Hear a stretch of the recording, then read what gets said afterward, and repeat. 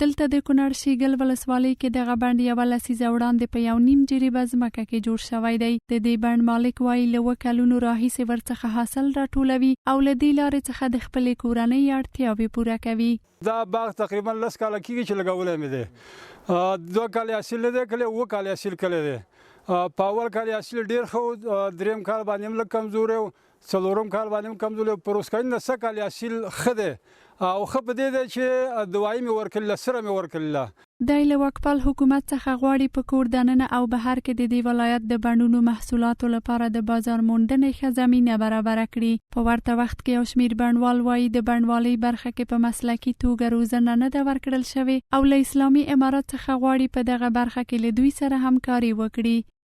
منګه دلته د انجینران نه لرو چې حکومت زموږ دا غوښتنه ده چې موږ ته د مشورو دپاره د انجینران راولېږي، انجینران راشي، ځکه بعضې بوټي مرض کوي، دانې غورځوي، موږ ته پته نه لګي دا د څه ستونزې نه دا حالات راځي پې.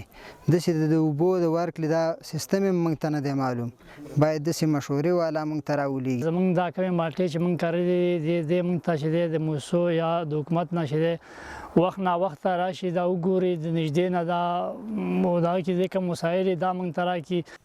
بلخوا د کنړ د کرنې او مالدارۍ ریاست مسؤلین وایي شیګل، وټپور، خاص کنړ، سرکانو او ځینو نورو ولسوالیو کې په 451 جریبه ځمکه کې د مالټې بڼونه جوړ شوي دي چې د دوی د ارزونې پر بنسټ سږکال به شاوخوا 4450 ټنه حاصل ورڅخه ترلاسه شي.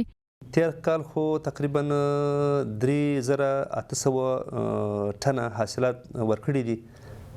موږ د باغدارانو سره معلومات لرو، نو سږکال امیدواري شته انشاءالله 10 سلنه زیات شي، ځکه چې ځینې نوي باغونه رسېدلي دي او امیدواري شته چې دا انشاءالله 10 سلنه زیات شي. د کنړ د کرنې اوبو لګولو او مالدارۍ ریاست د معلوماتو پر بنسټ تیر کال له پاکستان څخه پر وارداتي مالټو د منع کېدو له امله په دغه ولایت کې د مالټو بازار تود و چې بڼوالو له دې لارې ښه عاید ترلاسه کړی و.